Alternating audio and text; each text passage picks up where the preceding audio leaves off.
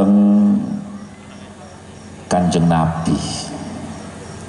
Nalika malaikat Jibril niki sowan dateng Kanjeng Nabi, malaikat Jibril niki ngaturaken pesen, ya Muhammad isma syi'ta fa innaka mayyitun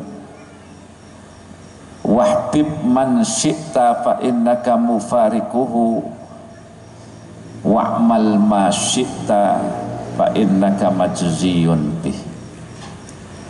Jadi wonten 3 pesen malaikat Jibril dipun aturaken dhateng ngarsa dalem Rasulullah. Pesenipun malaikat Jibril ingkang pertama, ya Muhammad isma syi'ta, uripo sakarepmu, hiduplah sesukamu. Tapi ingat, fa innaka mayyitun, sak temene sira bakale mati. Pesene malaikat Jibril niki menarik. Kenging napa? Dikongkon urip sakarepe, tapi sekaligus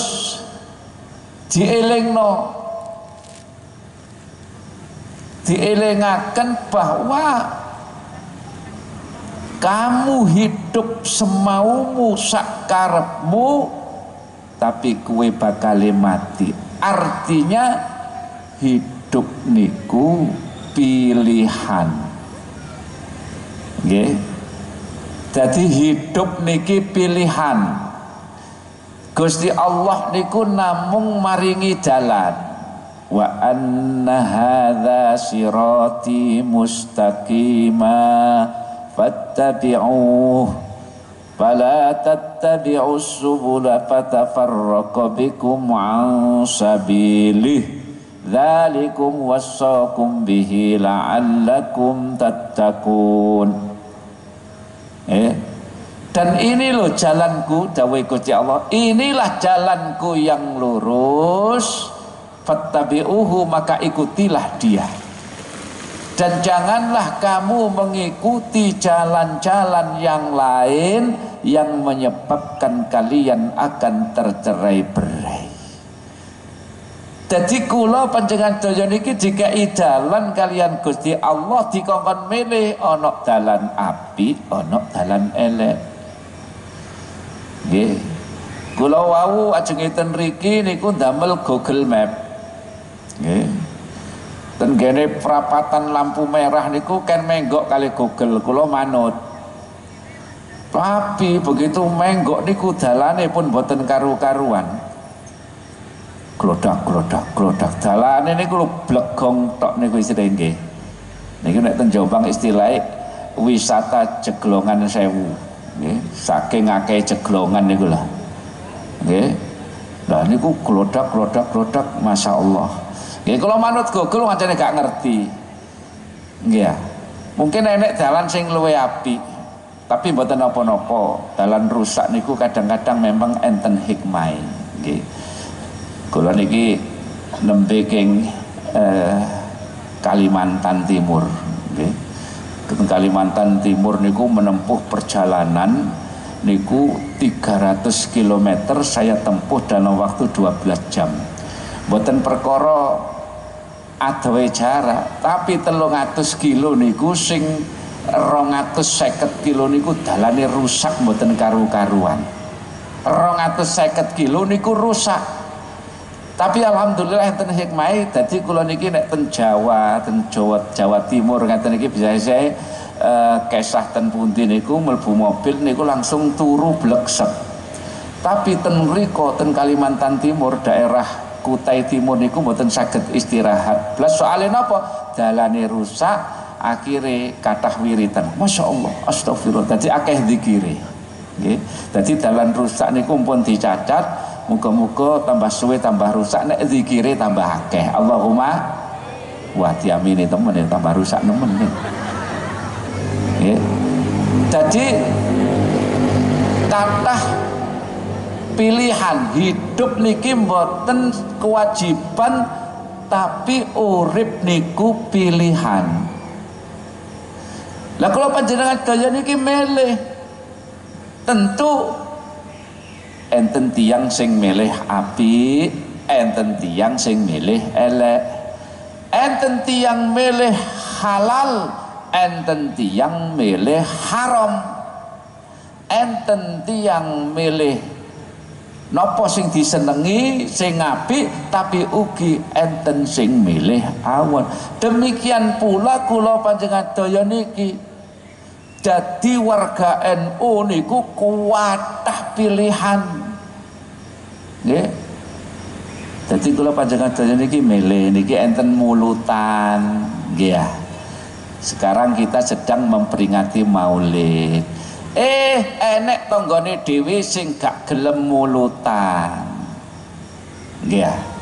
Monggo gak apa-apa sak karepmu, tapi ojo ngelek-ngelekno, ojo nyalah-nyalahno. Ngoten lho. Nggih. Dadi kula nek dijak debat, wis gak usah debat mulutan iku, gak usah debat. Kula niki napa Maulid itu bid'ah, enten sing sanjang ngoten. Kula jawabe ya entenge gak ngurus. Nggih ya. Maulid iku piye gak ngurus. Kon gak teko iku lho gak pateken. Nggih napa mboten? Dikai dalil yo gak gelem nrimo. Sing gampang jawabane gak ngurus. Wis paling gampang pun iku jawabane. Nggih. Gak oleh kunut, gak oleh ngene, gak oleh sholawatan. Ya Allah.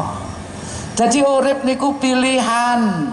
Awake dhewe sebagai warga Jam'iyah Nahdlatul Ulama, pilihane niku kuwatah. Lho, saestu melok dadi warga NU niku wis tak ndak ada warga NU niku kelaparan. Sebab semua kegiatan niku enek mangane, nggih napa mboten? Mulutan mangan, ya. Tahlilan mangan, tibaan mangan, manakipan mangan. Mboten enten sing mboten mangan. Nggih. Dene enek warga NU kok kelaparan niki sing nemen ketua MWC ini. Nggih. Kok sampai ono wargane kelaparan, mungkin gak tahu melok kegiatan kayak ini. Jadi amaliyah Nahdlatul Ulama niku adalah amaliyah yang sangat luar biasa. Ya.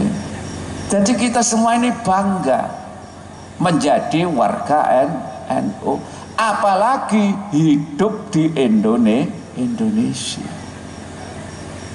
Ya. Hidup di Indonesia.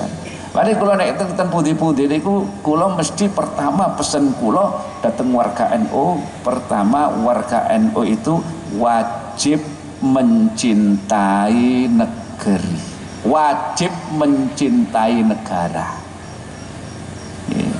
Kenging kenapa kok wajib mencintai negara? Karena pendiri Jam'iyah Nahdlatul Ulama itu juga adalah pendiri NKRI. Jadi pendiri NU kados Mbah Hasyim ini adalah termasuk pendiri NKRI. Mungkin kata sing dereng ngertos, sakderenge Bung Karno niku ditunjuk jadi presiden pertama. Niku sing ditawani dadi presiden niku Mbah Hasyim.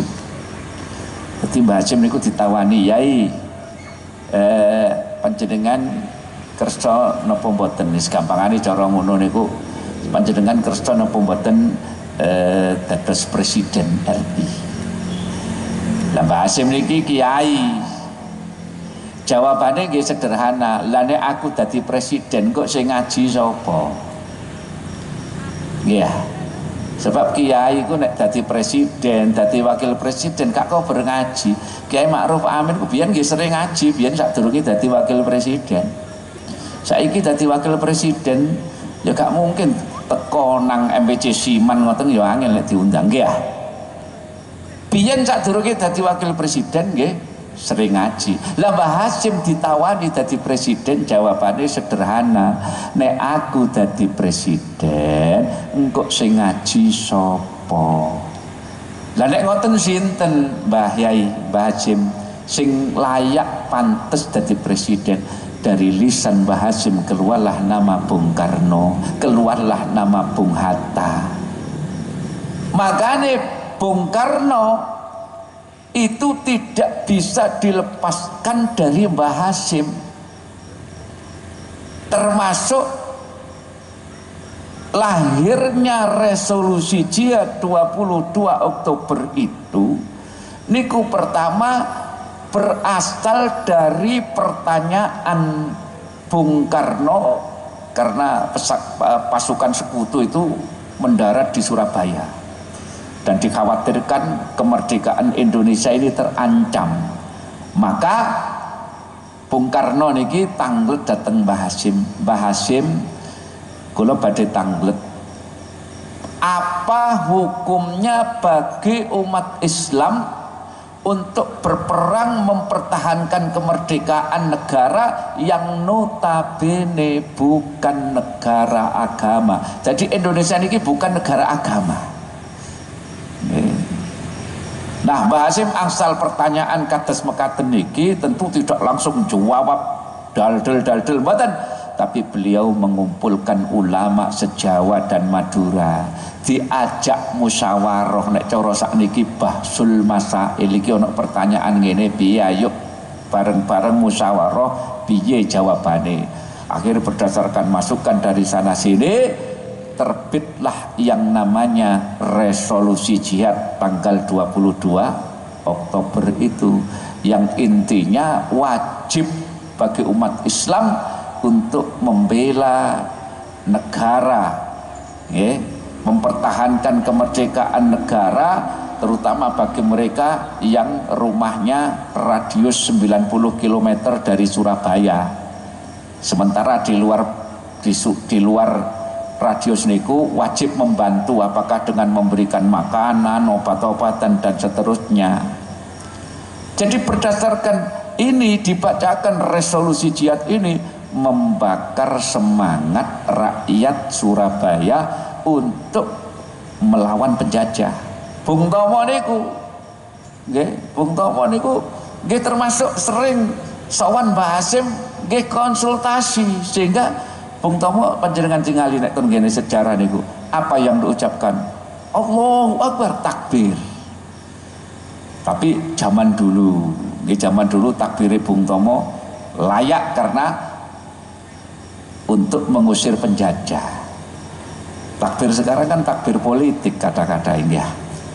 Nah, jadi begitulah lahirnya resolusi jihad, sehingga semangat arek-arek Surabaya niku luar biasa karena didorong, dimotivasi oleh lahirnya resolusi jihad, bahwa mereka yang meninggal mati dalam peperangan mempertahankan kemerdekaan ini dinilai mati syahid sebagai syuhada, sehingga akhirnya bisa membunuh Jenderal Malabi, pimpinan tentara sekutu niku. Sing mateni niku sanes tentara, sanes polisi, sanes, tapi santri Tebu Ireng jenenge Harun.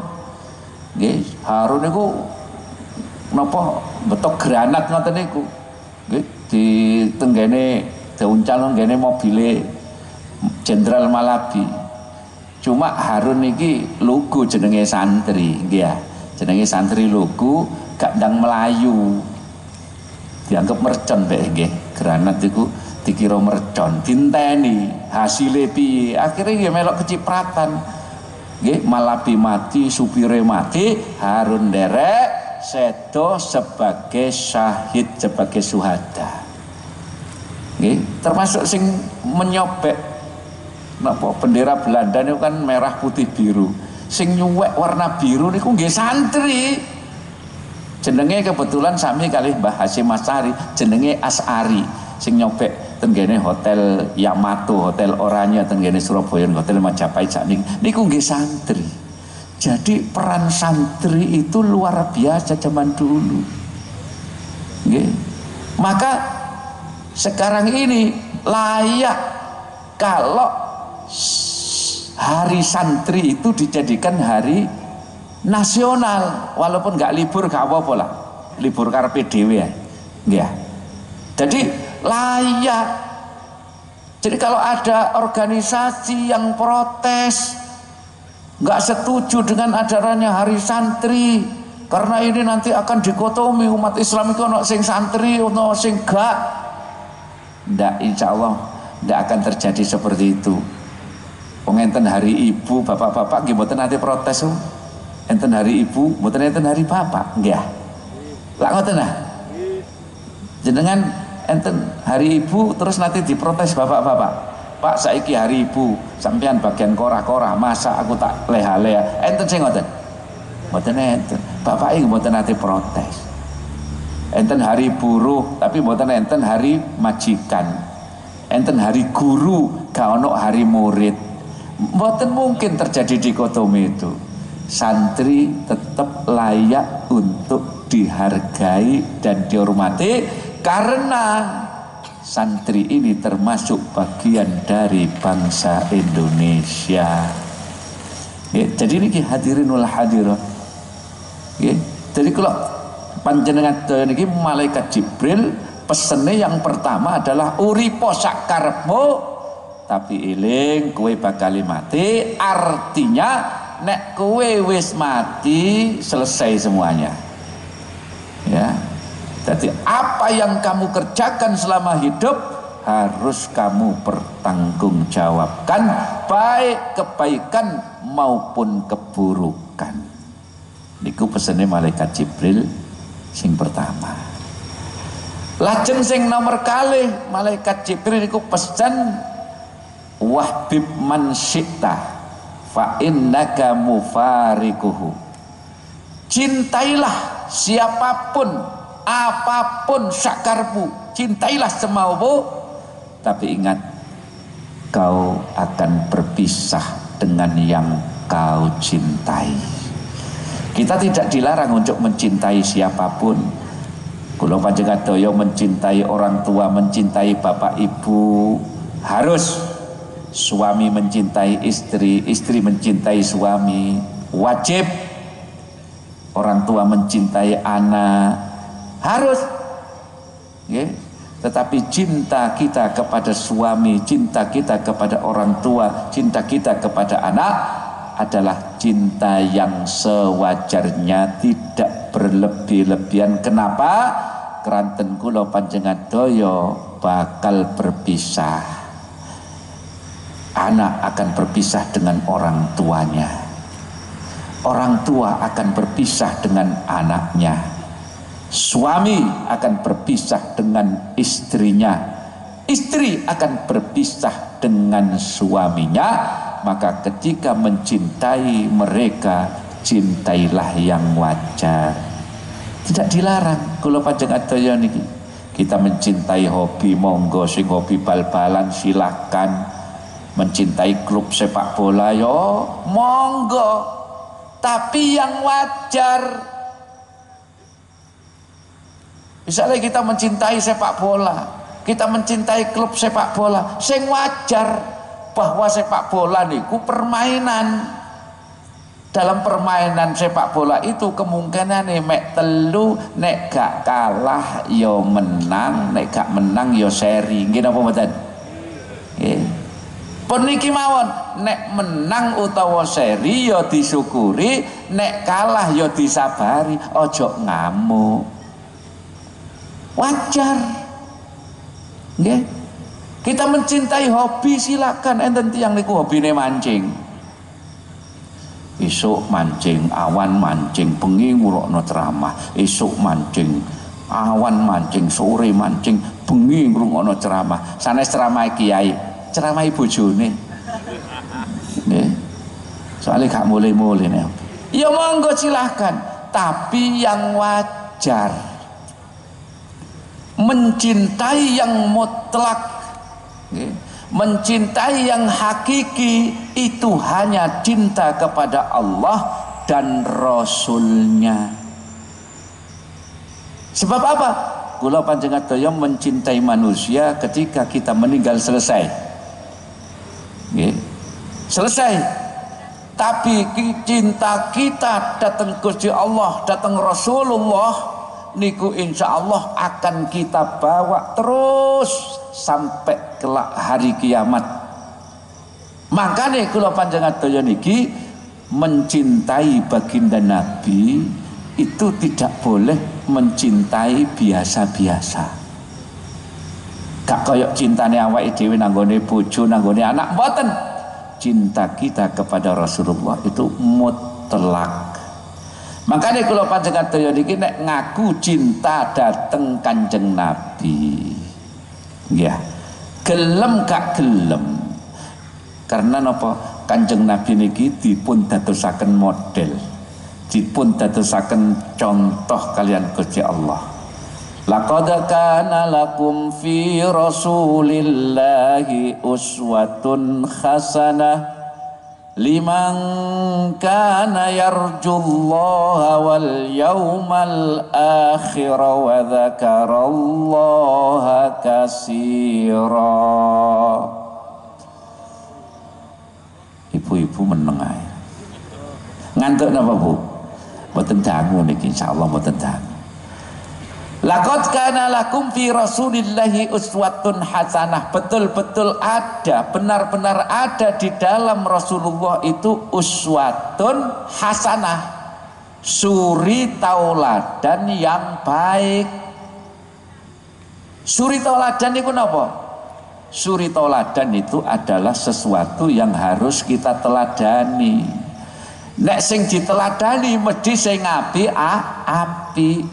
Jadi kalau panjenengan sedaya niki harus menjadikan Kanjeng Nabi niki sebagai suri tauladan, sebagai contoh, sebagai model dalam kehidupan kita sehari-hari. Nggih. Lah apa yang harus kita teladani dari Kanjeng Nabi? Nggih sedaya nek iso. Wong Kanjeng Nabi niku dadi model. Kados lari-lari nom sakniki lah. Model napa idolane lah artis-artis K-pop napa K-pop, artis-artis Korea nggih. Kadang niku dicontoh, modele rambutnya niku dicontoh. Lah wong artis Korea niku wajahe kuning-kuning, mripate sipit-sipit, anu ngoten niku rambut-rambut model niku ya pantes sae. Lah iki ana arek kulite wireng, rambutnya keriting, nyontoh artis Korea, gak mirip belas niku. Ya, lah Kanjeng Nabi niki monggo dicontoh sembarang kalire. Nek gak iso nyontoh 100%, paling boten kita contoh dia ngisor-ngisore titik lah, dinyang. Misale yang kita contoh niku ibadai. Saya Kanjeng Nabi niki ibadai nggih sempurna. Bagaimanapun juga, walaupun beliau itu ibadahnya hebat, beliau tetaplah manusia. Manusia biasa. Napa ibadah yang paling niki yang bisa kita contoh misalnya Kanjeng Nabi niki nek sholat niku mboten natih ninggal jamaah. Mboten natih ninggal jamaah. Lah niki sing kula panjenengan daya kudu iso nyontoh. Warga NU kudu iso nyontoh. Masjid-masjid NU ayo diboki oleh warga NU. Aja sampai masjid iki pelangi NU tapi sing teko duduk warga NU mungkin saged diambil alih nggih nggih. Lah Kanjeng Nabi niki nyuwun sewu, Kanjeng Nabi niki nek salat kadang-kadang nggih luar biasa. Bahkan nate Kanjeng Nabi niki sholat niku nate ngantos sukune niki sikile niki abuh saking suwene ngadeg, saking suwene rukuk, saking suwene sujud. Enten nate yang siman niki sholat sampai sikile abuh. Enten Pak Camat, nate enten laporan. dateng panjenengan. Pak Camat niki enten warga salat sampai sikile abu, ngoten enten nate napa mboten? Mboten nate nggih. Sing akeh niku nek wis sikile abu baru gelem salat sing kathah nggih. Kena asam urat, ya kena diabetes, radang otot, baru gelem salat niku sing kathah. Tapi nek salat sampai sikile abu mboten enten insyaallah. Lah Kanjeng Nabi niku nek syukur niku ngoten, salate diperhebat. Mboten nate ninggal jamaah ten masjid. Ayo jamaah napa sing abot kula tanglet ibu-ibu, jamaah napa sing abot salat napa subuh bapak-bapak nggih subuh ngasar Pak nggih nggih ternyata kompak sa Indonesia mesti nek kula tangleti jawabane satu suara kalimat wahidah napa jamaah sing abot niku salat subuh. Terus jamaah salat napa maneh sing rada abot napa isya. Terus napa malih? Walah dijawab terus ditakoki kok abot kabeh. Ditakoki kok jawab ketorone abot niku. Jadi nggih katakanlah misalnya jamaah salat subuh. Niki nggih memang sudah jawabane ngoten nggih. Asline niku mboten abot, tapi sing abot niku ten pikirane awake dhewe. Nggih. Jane enteng nek digawe abot krana digawe abot. Perkara abot digawe enteng insyaallah perkarane dadi enteng. Tapi perkara enteng digawe abot insyaallah perkara iku dadi abot. Dadi sembarang kali niku entene ten pikirane awake dhewe. Nggih. Nah, Kanjeng Nabi memang katakanlah sholat subuh niku abot, tapi Gusti Allah niku ganjar nek kula panjenengan daya niki kersa jamaah sholat subuh dengan pahala yang luar biasa. Dawuh Kanjeng Nabi man shallal fajri jama'atan faka'annama qama laila kullahu. Sapa wonge gelem jamaah, gelem sholat subuh kanthi jamaah, maka seolah-olah dia itu menegakkan ibadah sepanjang malam. Koyok-koyok wong niku nek jamaah sholat subuh koyok-koyok ibadah semalam suntuk. Yai Rois Suriah panjenengan nanti ibadah semalam suntuk napa mboten? Nek delok anune nggih kitereng nate ya. Tapi nek dikon delok wayang semalam suntuk kuat wong-wong niku. Kon ibadah semalam suntuk gak patek kuat, tapi kon delok wayang semalam suntuk kuat. Kon delok bal-balan semalam suntuk niku ya Allah, kopi sak termos disiapno kacang sembarang kalir, tapi kon ibadah semalam suntuk nanti dulu. Jadi wong nek salat subuh kanthi jamaah niku masyaallah. Makanya pun ngantos kita ini meninggalkan sholat jam wis gak apa-apa lah mas yo gak patek khusyuk nggih ya. Sing penting gelem jamaah. Wong khusyuk niku nggih relatif kok. Khusyuke Rois Suriah kalih khusyuke Pak Camat niku nggih beda. Pak Camat niku Allahu Akbar. Waduh meneh ana inspeksi kok. Inspektorat iki piye carane ya. Ngoten niku kadang-kadang nggih mlebu salat. Nggih.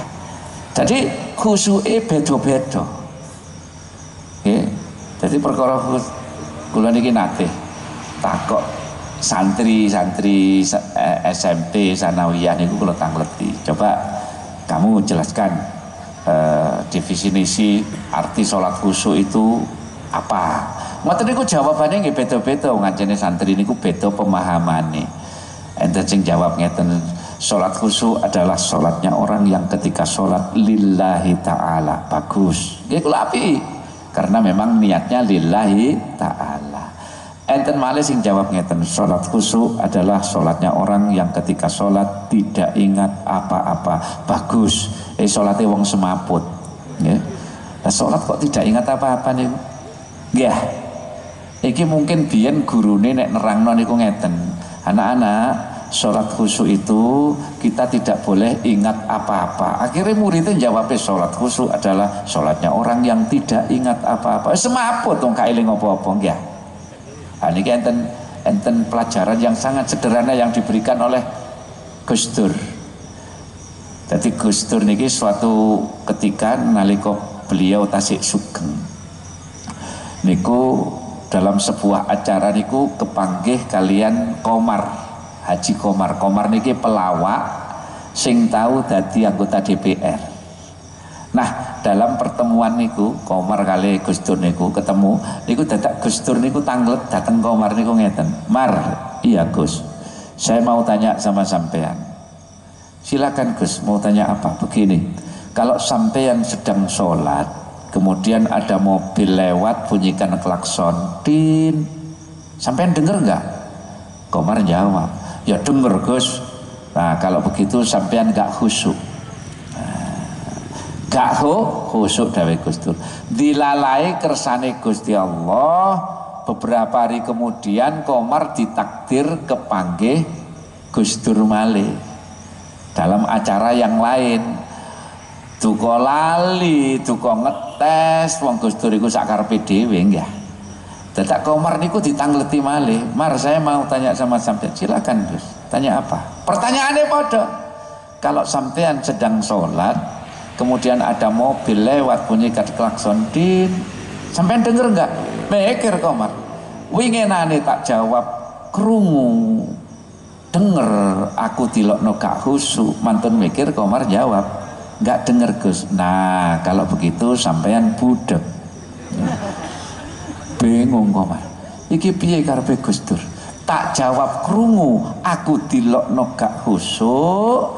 Tak jawab gak krungu, aku dilokno budak. Ya gak salah Gus Dur dilawan, ya. Gus Dur niki kalahe nek ngomong niku karo wong Madura tok. Nggih, nek karo wong Madura gak iso menang Gus Dur, wis mesti nyerah. Nanti enten kejadian niku nggih. Dadi enten nelayan Madura niku ditangkap polisi di Raja Malaysia karena dituduh mencuri ikan di perairan Malaysia. Jadi di penjara teng Kuala Lumpur. Nalika Gus Dur dadi presiden, akhirnya menyempatkan diri untuk menjenguk rakyatnya, ya, warga Madura yang di penjara niki. Ditakoki, Pak, sampean kenapa kok mencuri ikan di Malaysia? Gak terima wong Madura dituduh. Ndak Gus, ndak terima saya disuruh mencuri. Wong saya itu ndak mencuri. Ikan itu saya tangkap di Madura, di perairan Madura. Cuma ketika mau saya tangkap, lari ikannya. Karena lari, dikejar oleh saya. Saya kejar terus, tiba-tiba saya ditangkap polisi Malaysia, dituduh memasuki perairan Malaysia, dituduh menangkap ikan di Malaysia. Bukan, itu ikan Madura yang lari ke Malaysia. Cari Gus Dur, tuh penduduk 10 ngene setruk. Nah, kembali lagi bahwa apa yang disampaikan Gus Dur kepada Komar tadi itu adalah pelajaran yang sederhana, bahwa khusyuk gak khusyuk nih boten urusan kuping, bukan urusan moto. Tapi sing diarani salat khusyuk niku dawuh Gusti Allah, alladzina yadhunnuna annahum mulaqu rabbihim wa annahum ilaihi rajiun. Salatnya orang yang khusyuk adalah salatnya orang yang ketika dia mengerjakan salat merasa seolah-olah berkomunikasi kali Gusti Allah dan yakin akan kembali kepadanya. Jadi wong niku krana rumangsa badhe komunikasi kalian Gusti Allah, akhire napa persiapannya, ya, persiapannya itu disempurnakan, wudune disempurnakan, pakaiannya disempurnakan. Syukur-syukur sing lanang gawe klambi putih, ya. Ibu-ibu rukuhe ya putih. Zaman kula SD niku rukuhe ibu-ibu niku mesti putih. Sakniki ruku niku warna-warni, merah kuning hijau, ya. Kadang enten sing ping barang buku, enten sing ireng, enten sing macem-macem lah. Ngoten niku jek enten bordirane nggih, ten gurine ngene. Sakno sing salat jamaah ten wingking ngene niku lho. Nggih Bu nggih. Allahu Akbar. Kembang apa ya? Kayak kembang matahari tapi kok cilik. Oh, ngoten niku akhirnya kepikiran nggih. Tapi nek putih polos mboten enten macem-maceme. Yang boten mikir nopo-nopo, ngoten lho. Dadi disempurnakan semuanya sehingga nopo? Salat niku tenang. Boten terganggu. Pun tah wong niku nek gelem angger istiqomah oleh salat jamaah, boten perlu nunggu benjing ten akhirat ten kene donya niku insyaallah tiyang pun diparingi kemuliaan. Jadi luar biasa. Enten sebuah cerita yang mungkin apa kejadian nyata, kisah nyata. Beberapa tahun yang lalu niku ten daerah Depok niku enten proyek jalan tembus. Ya, ada proyek jalan tembus yang melalui ternyata setelah disurvei jalan tembus ini harus melewati kuburannya kampung setempat.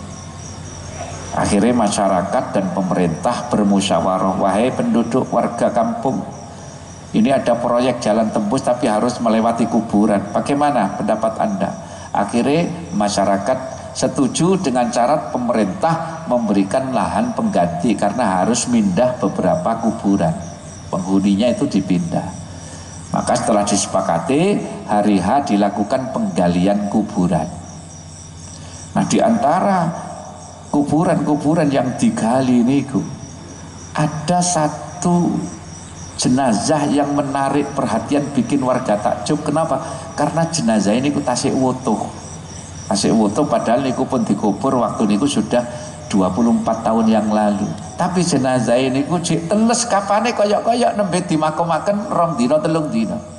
Rakyat takjub. Masya Allah, subhanallah. Jenazah siapa ini? Jenazah kiai siapa? Ustadz siapa? Mereka bertanya-tanya. Nah, enten satu penduduk, satu warga yang mengenali. Ternyata itu adalah jenazah sahabatnya. Masya Allah, ini adalah jenazah sahabat saya. Sebut mawon namanya Abdullah. Akhirnya yang niki cerita, Bapak Ibu ini jenazah sahabat saya namanya Abdullah. Ketika hidup di dunia, Abdullah ini bekerja sebagai sopir angkot, sopir len. Setiap kali Abdullah ini bekerja menjalankan angkotnya dan dia mendengar suara azan baik zuhur, asar, maghrib, isya, dia selalu berhenti di masjid atau musola terdekat. Untuk apa? Untuk melaksanakan sholat berjamaah. Nek ten gene angkote niku enten penumpang ditawani, Bapak Ibu waktu sholat sudah tiba, mari kalau Bapak Ibu tidak keberatan sholat bersama saya di masjid atau musola ini. Kalau Bapak Ibu tidak berkenan, saya persilakan untuk menunggu. Tapi kalau Bapak Ibu tidak berkenan untuk menunggu, mari saya carikan angkot yang lain. Bapak Ibu tidak perlu membayar angkot saya. Isok sholat jamaah, yo isok sodakoh. Masya Allah, sopir angkot istiqomah oleh sholat jamaah, diparingi kemuliaan. Jenazah ini wutuh walaupun sudah dikubur selama 24 tahun. Jadi gak kudu dadi wong sing hebat sing cukup istiqomah oleh sholat jamaah. Fa insyaallah. Nggih. Nah niki. Jadi hadirin wal hadirat rahimakumullah. Beginilah. Nggih. Jadi beginilah perasaan kita cinta datang Kanjeng Nabi niku nyontoh.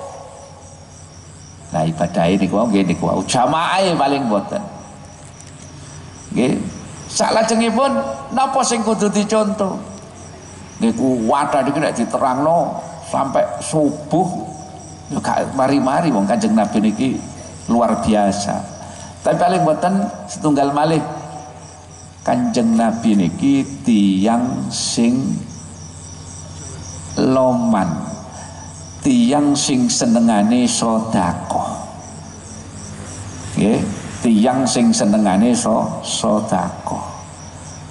Walaupun Kanjeng Nabi niki sering kadang-kadang niku ten griyane ten dalem niku mboten enten napa-napa, mboten enten panganan, mboten gadah harta, tapi nek enten tiyang sing nyuwun, enten tiyang butuh, tidak pernah pulang dengan tangan hampa. Digolek-golekno kali Kanjeng Nabi. Sedekah. Napa maneh nek kula panjenengan daya niki nyuntuk Kanjeng Nabi, sedekahe sedekah jariyah. Sedekah jariyah niku sedekah yang pahalanya tetap akan mengalir sampai benjing, walaupun sing sedekah niku sampun boten wonten sampun sedo. Makanya niki enten kesempatan untuk kula panjenengan daya niki sedekah jariyah. Kleresan kantor MPC niki wau Rais Surai Sanjang niki gangsal tahun dereng dados-dados. Koyoke kantore mewah nggih. Lantai papat. Muga-muga manfaat. Nah niki enten kesempatan panjenengan daya nggih, panjenengan sing gawa dompet sing napa jenengan buka niki mungkin kula selawatan kali grup niki, mungkin enten sing keliling nadai sedekah jariyah panjenengan. Mugi-mugi niki salah satu amal kula panjenengan daya supaya diakoni dadi santrine Mbah Hasyim. Allahumma, sebab Mbah Hasyim niku dawuh ngeten, sapa sing gelem ngurus NU tak anggap santriku, sapa sing dadi santriku tak dongakno husnul khotimah sak anak putune. Lah ya napa carane ngurus NU? Gak kudu dadi pengurus nggih. Kula panjenengan daya saged ngurus NU dengan cara nguripi, menghidupkan amaliyah NU.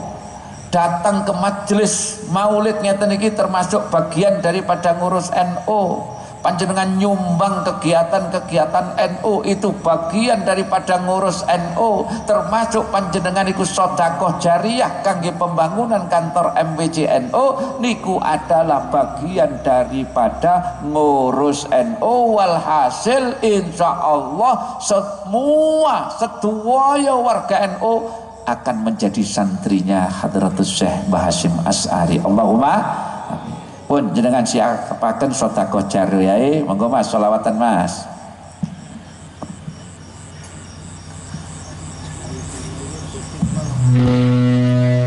Allahumma salli wa sallim ala sayyidina Muhammadin wa ala ali sayyidina Muhammad sallallahu alaihi salatullah salamullah. Monggo petugasnya keliling ya. Rasulillah salatullah salamullah ala yasin habibillah salatullah salamullah ala taha rasulillah salatullah salamullah ala yasin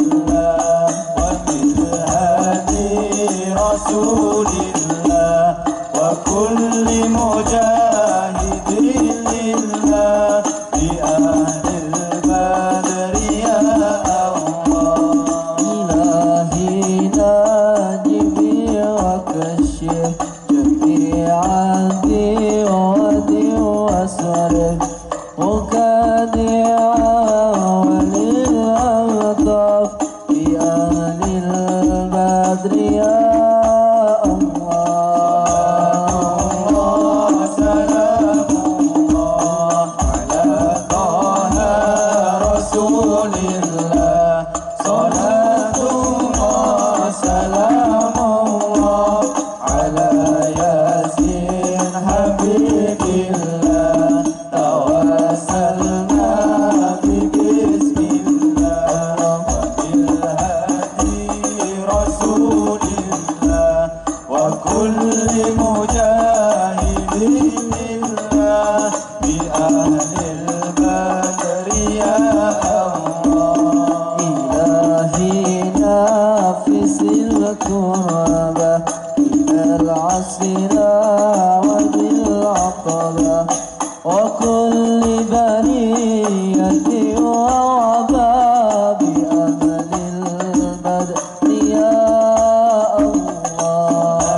الله سلام الله على طه رسول الله صلاة الله سلام الله على ياسين حبيب الله توازنا ببسم الله وبالهادي رسول الله وكل مجاهد لله بأهل البدر يا الله فكم برحمة حصلت وكم من ذلة فصلت وكم من نعمة وصلت